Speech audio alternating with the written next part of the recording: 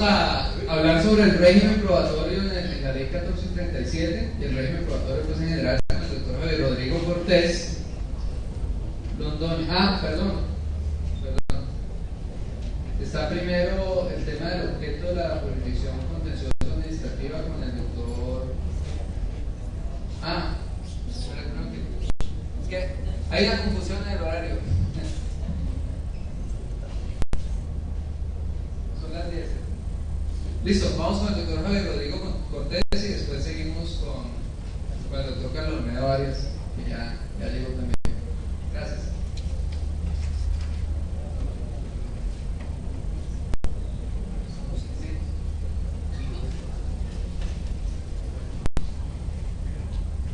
Buenos días.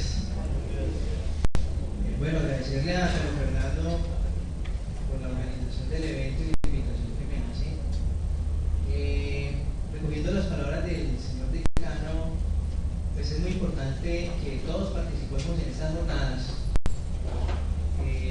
Lástima que la presencia y la participación no sea masiva, porque de estas jornadas precisamente depende que podamos entender y asimilar todo este nuevo régimen, todos estos nuevos cambios legislativos que tienden es a acelerar y a determinar unos aspectos interesantes desde el punto de vista procesal.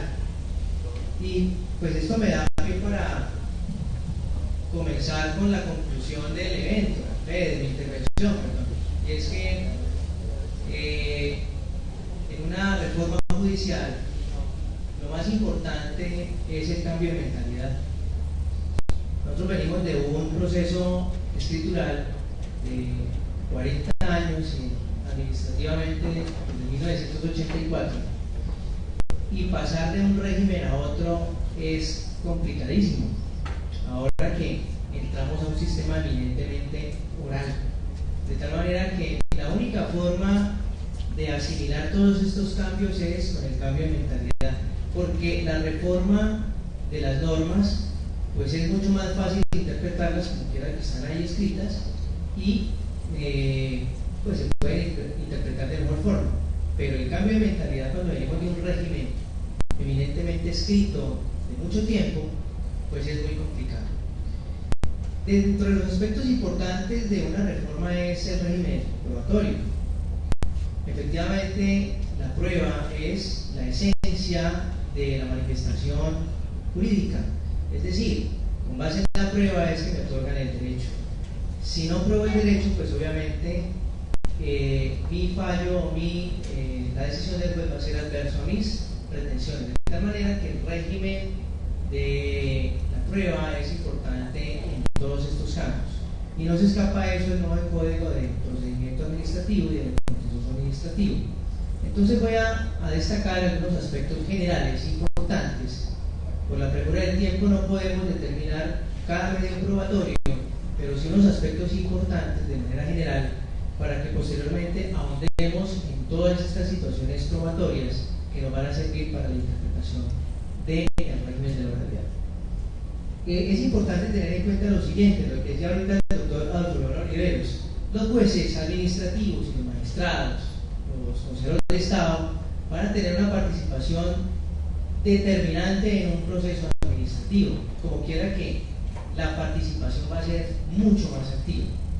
Es decir, el juez administrativo va a tener una presencia manifiesta dentro del proceso y no va a poder delegar. Esto va de la mano con el principio de inmediatez, de celeridad y de la contradicción, hablando ya propiamente de la ciencia de la prueba. Entonces, cuando el juez está presencialmente dirigiendo el proceso, pues obviamente va a haber inmediatez en la prueba y va a haber una celeridad, pero sobre todo va a garantizar el principio de contradicción de la prueba.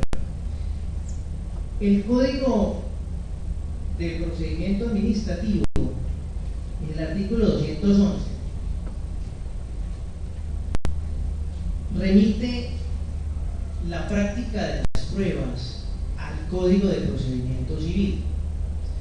Esto es una primera crítica que yo le hago a este nuevo enfoque, porque el Código de Procedimiento Civil actual es un régimen eminentemente escritural, es decir, es escrito, pero el Código de Procedimiento Administrativo, cuya tendencia es a la oralidad, remite al Código de Procedimiento Civil la práctica de las pruebas.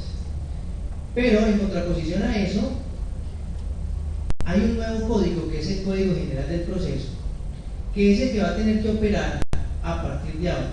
Entonces la pregunta es, ¿cómo hacer para que en un régimen que no ha desaparecido del todo, que es el régimen de procedimiento civil que es escrito, pues entonces se aplique el régimen probatorio en un esquema eminentemente oral? Pues eso nos lo va a determinar precisamente los principios que hablaba ahorita el doctor Fernando Carlos Terrero, los principios procesales, pero sobre todo los principios de la prueba. Es decir, tiene que haber celeridad, tiene que haber inmediatez, tiene que garantizarse el principio de contradicción para que entonces ese nuevo régimen probatorio en el esquema oral pues se aplique y tenga resultados. Porque como lo manifestaba ahorita el doctor Oliveros, hay solamente 3 audiencias, y la segunda audiencia es la audiencia de la práctica de pruebas. Entonces todo va a tener que ser de manera oral, evidentemente oral. Entonces, cuando nos remite el artículo 211 al Código de Procedimiento Civil, nos genera la inquietud de cómo hacer para que opere el régimen probatorio en el esquema de la oralidad. Lo primero que hay que destacar es que el Código de Procedimiento Administrativo le da un carácter de constitucionalidad a la prueba judicial. ¿Qué significa eso? Significa que en primera instancia la valoración de la prueba tendrá que hacerse de tal forma que ningún medio probatorio que se logre, se consiga o se aporte al proceso podrá vulnerar derechos fundamentales. Eso como primera medida. El artículo 214 establece que toda prueba obtenida con violación al debido proceso será nula de pleno derecho. Y entonces aquí hablamos de el debido proceso. El artículo 29 de la Constitución, que todos los hemos leído, todos lo conocemos, artículo derecho fundamental prima facie, artículo 29, que no solamente establece en su esencia un debido proceso, sino que dentro de ese mismo derecho fundamental del debido proceso existen otros derechos fundamentales, por eso prima facie, que establecen la eficacia y la eficiencia de la práctica de la prueba en este esquema oral. Entonces ese artículo 29 establece que hay que garantizar, el juez deberá garantizar el derecho a presentar pruebas, el derecho a solicitar las pruebas, el derecho a controvertir las pruebas, el derecho de publicidad de la prueba, el derecho del debido proceso. Es decir, todos estos principios deben garantizarse para que tenga eficacia, utilidad el medio probatorio. Entonces, el primer aspecto importante es la constitucionalidad de la prueba judicial. El artículo 164 del Código General del Proceso, que es el que comenzará aquí. Recuerden ustedes que la mayor parte de las normas de este nuevo código comienza a regir en el año 2014, el 1 de enero de 2014, pero ya entraron en vigencia unas normas y son de aplicabilidad inmediata. Ese artículo 164 establece en una de sus apartes que las pruebas obtenidas con violación al debido proceso son nulas de pleno derecho. Eso no lo manifiesta el artículo 174 actual del Código de Procedimiento Civil, pero el Código de Procedimiento Administrativo taxativamente determina que será nulo de pleno derecho la prueba que se logre con vulneración a derechos fundamentales. Eso como primera medida. Es decir, eso es un principio que es fundamental en el nuevo esquema de la oralidad aplicando la prueba judicial. Ahora, ¿qué pasa con el tema de la carga de la prueba? La carga de la prueba hay que tratar de entenderla en un aspecto muy general, es decir, no minimizar la importancia de la carga de la prueba, solamente determinando que la carga de la prueba es la obligación que tienen las partes para probar los supuestos de hecho o para probar los hechos con que sustentan su demanda y la contraparte, pues la contestación de la demanda. La carga de la prueba va a asumir un papel fundamental dentro del nuevo régimen de la oralidad en materia contenciosa administrativa, y no solamente en esta, sino en todas las jurisdicciones, porque en la carga de la prueba vamos a hablar del nuevo esquema que se llama la carga dinámica de la prueba. La carga dinámica de la prueba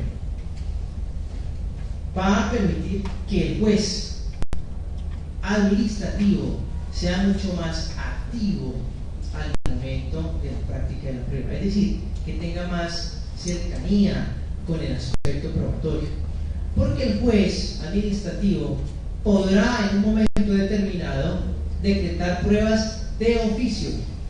El Código General del Proceso manifiesta que el juez deberá, pero bueno, el Código de Procedimiento Administrativo mantiene esa premisa de que el juez podrá, pero cuando el juez puede decretar pruebas de oficio, pues obviamente le está dando una dinámica mucho más activa al esquema del régimen probatorio, y el juez administrativo va a tener una participación importantísima en el esquema de la carga dinámica de la prueba. ¿Por qué? Porque el juez podrá de oficio cambiar la carga de la prueba. ¿De qué forma? Pues la prueba hay que determinarla estableciendo a cuál de las partes le queda más fácil probar los hechos. Es decir, uno de los principios de la prueba es que no se pueden pedir proezas para yo probar el hecho. El hecho hay que demostrarlo de una manera clara.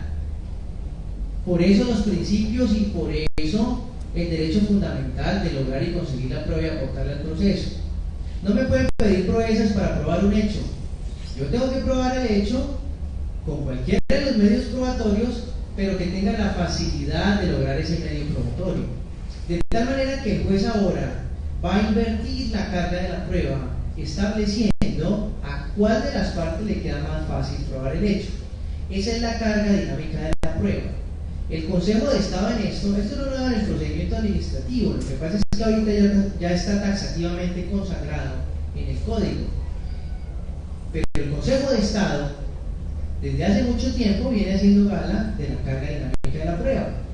Recordemos, por ejemplo, la sentencia de Daniel Suárez Hernández en el año 92, cuando en una responsabilidad médica establece que a la ciencia le queda mucho más fácil probar que no hubo una negligencia, que no hubo una impericia, para poder probar que no hubo lugar a los perjuicios. Entonces a la parte no se le puede pedir que haga maravillas para probar los hechos. Ahí se establece la carga dinámica de la prueba como uno de los aspectos más importantes y relevantes en el nuevo enfoque y del régimen probatorio.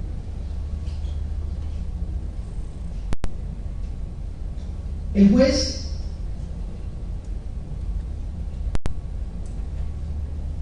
podrá decretar pruebas de oficio. El artículo 213 del Código de Procedimiento Administrativo manifiesta que en cualquiera de las instancias el juez podrá decretar las pruebas de oficio para el esclarecimiento de la verdad.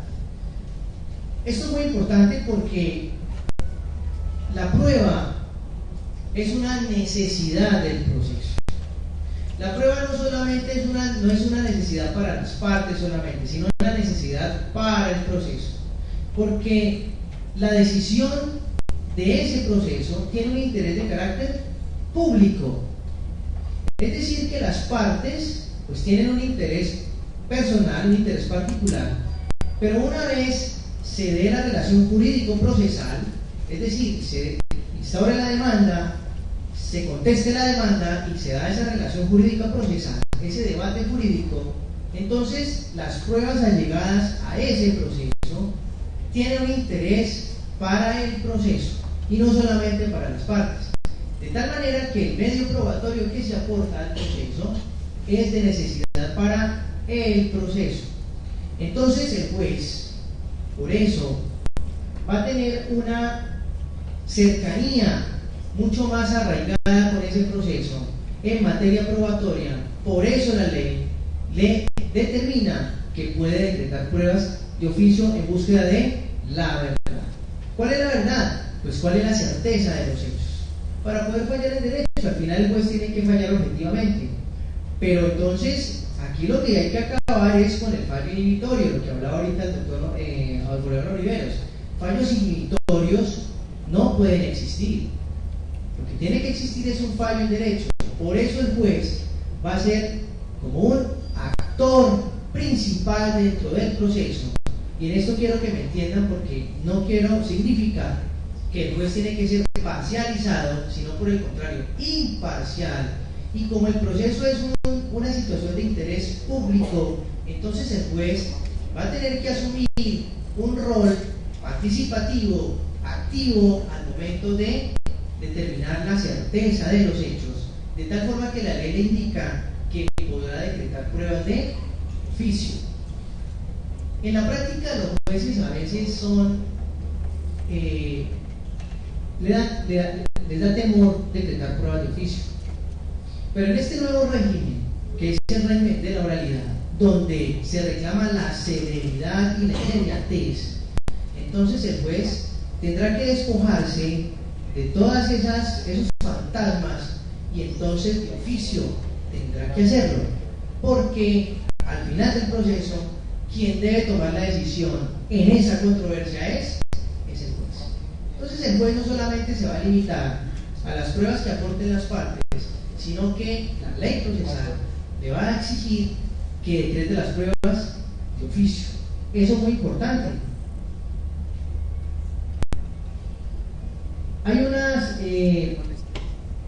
Hay unos momentos procesales en materia administrativa para aportar la prueba.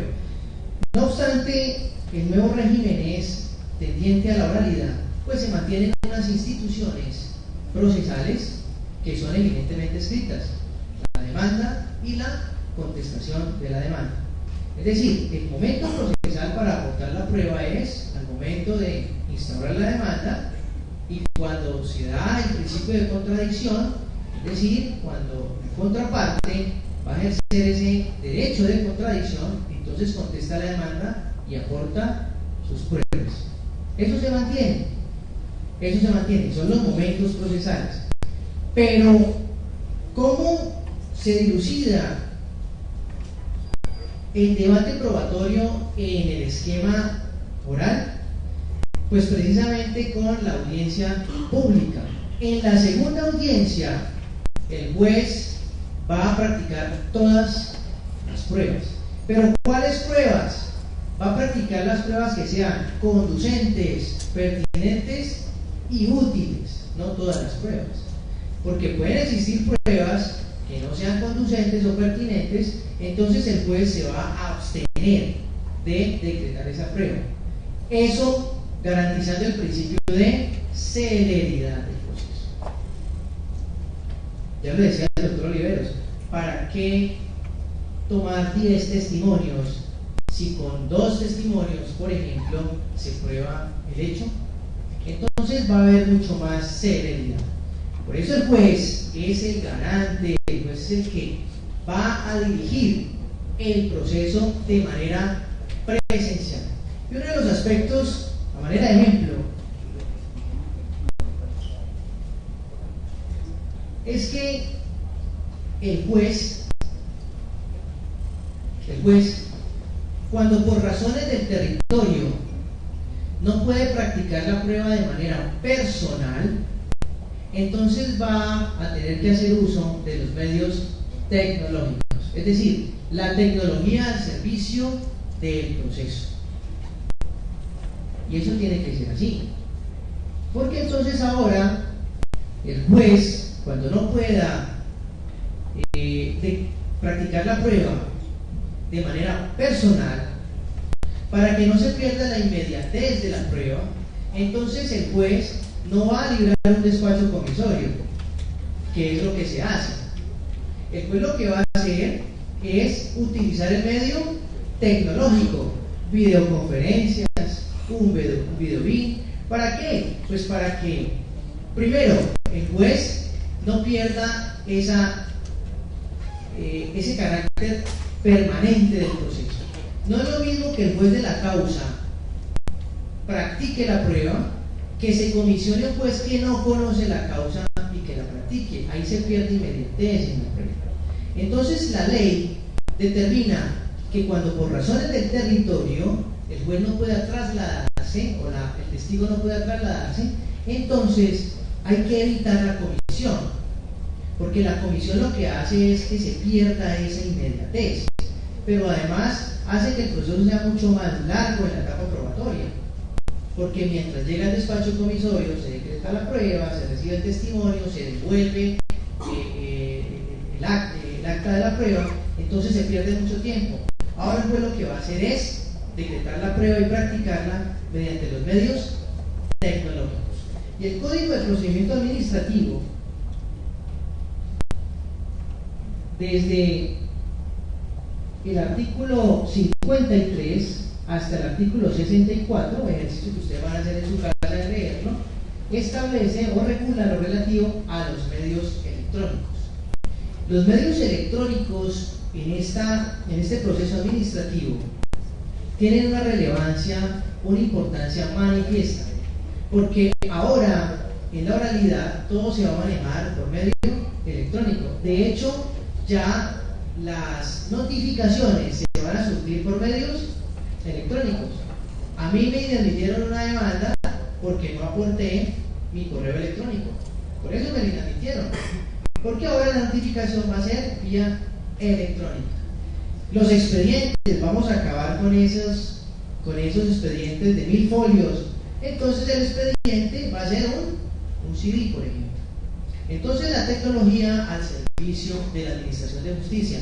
Y en materia probatoria, pues obviamente eso no se escapa. Los medios tecnológicos van a estar al servicio de las partes y del juez para poder acotar las pruebas, cuyas pruebas no pueden practicarse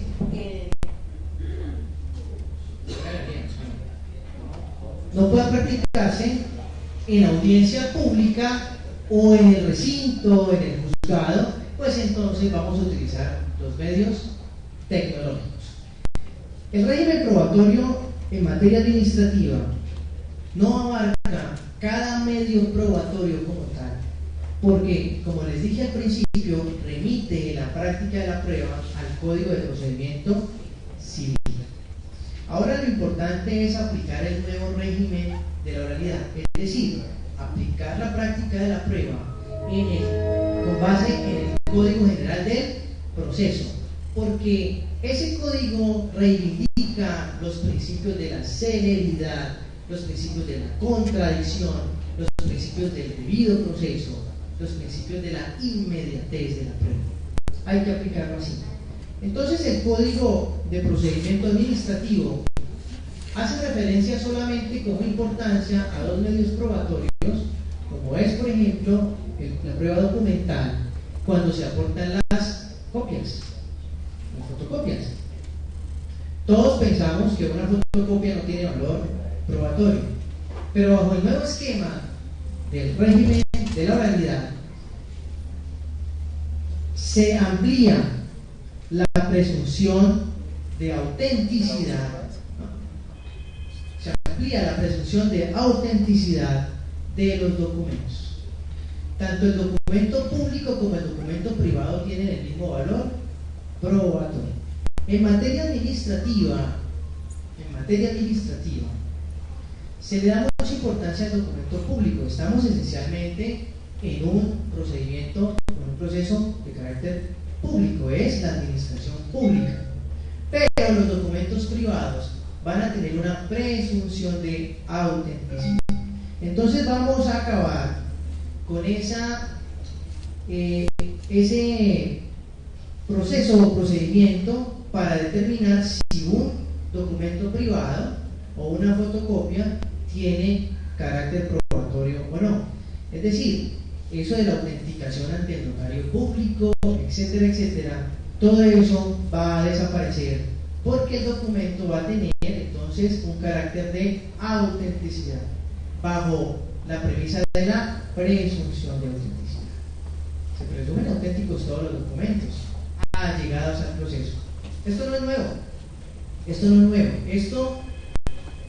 Esto fue una novedad del decreto 2651 del año 91, que reformó el Código de Procedimiento Civil y le dio la posibilidad a las partes que de manera conjunta buscaran y aportaran la prueba del proceso, como una forma de acelerar el proceso, darle celeridad al proceso en materia probatoria. Ese decreto fue tan novedoso y además dio tantos resultados que ese decreto solamente regía por un año, y fue tan bueno que se fue prolongando y ya después se sintetizó toda la normatividad de ese decreto en la ley 446 del año 98. Entonces no es novedad el tema de los documentos. Ahora, la presunción de autenticidad se amplía a los documentos privados, de tal manera que un documento que se aporte a un proceso que no tenga la autenticación del notario, pues entonces se presume que es un documento auténtico. Lo otro es la tacha de falsedad, que las partes podrán asumirla, y si yo tacho de falso un documento, pues tengo que demostrar la tacha de falsedad. Y el otro aspecto importante en materia probatoria del Código de Procedimiento Administrativo tiene que ver con la prueba pericial. Para los peritos, la prueba pericial es una prueba eminentemente de derecho escritural, escrita. Los peritos aportan el dictamen de manera escrita. Entonces, el esquema de la oralidad es lo que va a permitir que esa prueba tenga contradicción y que de manera eficaz, pero sobre todo que exista celeridad, se debata respecto de ese medio probatorio. Entonces, el Código de Procedimiento Administrativo solamente toca lo concerniente a la prueba pericial cuando las partes pueden aportar la prueba. Y las partes pueden aportar la prueba pericial. Yo le pago a un perito para que haga un dictamen y lo aporto al proceso. El juez lo que tiene que hacer es correr traslado de esa prueba para que la contraparte tenga la posibilidad de controvertir la prueba. Recuerden que no puede haber valoración de una prueba si no es susceptible de ser controvertida. La prueba es valorada cuando tiene la posibilidad de controvertirse. Por eso el principio de publicidad de la prueba. El principio de publicidad de la prueba lo que determina es que las pruebas tienen que ser conocidas por las partes. No hay as bajo la manga. Es lo que la gente piensa, guardemos esta pruebita para después llevarla. Eso no existe. Las pruebas tienen que ser oportunamente allegadas al proceso para que se garantice el principio de contradicción de la prueba a través de la publicidad de la prueba. Entonces el juez lo que hace es correr traslado de la prueba para que la contraparte la conozca y se abra el debate respecto de la contradicción de esa prueba. Pero solamente se ocupa de eso. Pero resulta que el Código General del Proceso sí establece la forma idónea para que ese medio probatorio, que es eminentemente escritural, entonces tenga eficacia dentro del régimen de la oralidad. Entonces el debate probatorio de esa prueba en particular tendrá que hacerse en audiencia pública, Es decir, las objeciones, las correcciones, las adiciones que se tiendan o que se pidan respecto del dictamen va a tener que hacerse en la audiencia pública y las partes podrán pedirle al juez que convoque al perito a la audiencia para poder hacerle el interrogatorio de rigor al perito para determinar entonces si la prueba pericial es o no idónea con respecto a los hechos o al hecho que pretende probarse con ese medio probatorio.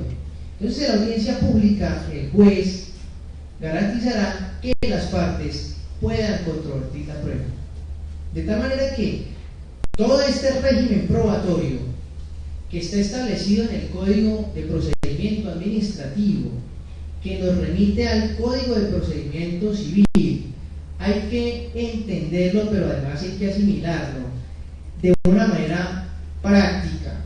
Y la manera práctica de asimilarlo y de aplicarlo es precisamente haciendo uso ya de los principios de la prueba judicial para poder aplicar el esquema del Código General del Proceso, que es en últimas el que hay que aplicar cuando se trate de decretar y practicar las pruebas, porque nos remite el Código de Procedimiento Civil, y el Código de Procedimiento Civil va a ser reemplazado ¿por cuál código? Por el régimen de la oralidad, es decir, por el Código General del Proceso.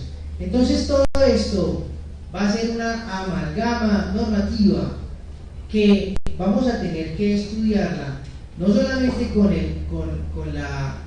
las intervenciones de hoy, sino que permanentemente vamos a tener que hacer unos debates de esta magnitud y talleres para poder darle un nuevo enfoque al procedimiento, no solamente administrativo, sino civil, de familia, agrario. El laboral ya tiene su régimen, pero el laboral también tiene sus contradicciones cuando remite alguna práctica de pruebas al Código de Procedimiento Civil. La ventaja del régimen laboral es que el juez va a tener tiene facultades ultra y extra petitas. El Código General del Proceso le da al juez, lo que no existe ahora, le da al juez facultades ultra y extra petitas, es decir, va más allá de lo pedido, ¿sí? Y eso garantiza que el juez entonces, en materia probatoria, tenga una participación más activa, porque en ese sentido tendrá, ya no podrá, sino que tendrá que decretar pruebas de oficio, porque las facultades ultra y extra petita lo llevan a tomar una decisión de fondo en derecho y olvidarse de una decisión de carácter inhibitorio. En el procedimiento administrativo no hay facultades ultra y extra petitas, no existen esas facultades ultra y extra petitas, pero sí le da la posibilidad al juez de ser un garante dentro del esquema de la práctica de las pruebas. ¿En qué sentido? En el sentido de que el juez es el que determina cuáles son las pruebas que decreta, cuáles son las pruebas que decreta de oficio, cuáles son las pruebas que piden las partes y que puede decretar partiendo de la utilidad, de la pertinencia y la conducencia de la prueba. Como explicaba el doctor Oliveros, hay pruebas que tienen que ser allegadas al proceso porque son las únicas que prueban el hecho. Si yo voy a probar el derecho de propiedad, yo no puedo llevar 10 testigos.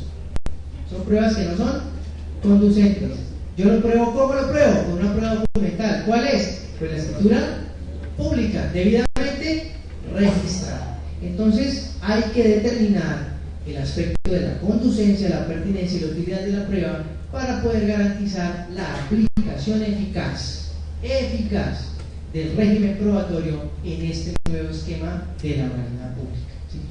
Estos son, digamos, situaciones muy generales, porque el tiempo no da para plantear cada uno de los medios probatorios. Eso nos llevaría un semestre académico, 2 semestres académicos, pero de nosotros depende que ese cambio de imagen, de conciencia, ese cambio de mentalidad de pasar de un régimen a otro se aplique. Por eso hay que prepararse desde el punto de vista de la oratoria. porque ahorita ya todo se va a dilucidar en audiencias públicas. De tal manera que los invito entonces para que sigamos compartiendo estos talleres y en los horarios de clase, pues entonces nos enfoquemos más al régimen de la oralidad, porque de la aplicación de estos conceptos depende que el régimen de la oralidad no se convierta solamente en un procedimiento, sino que realmente tenga aplicabilidad desde el punto de vista procesal, es decir, que sea un verdadero proceso y que se aplique con garantías constitucionales como el principio del debido proceso. Muchas gracias y pues los dejo en manos de Carlos Almedo Arias para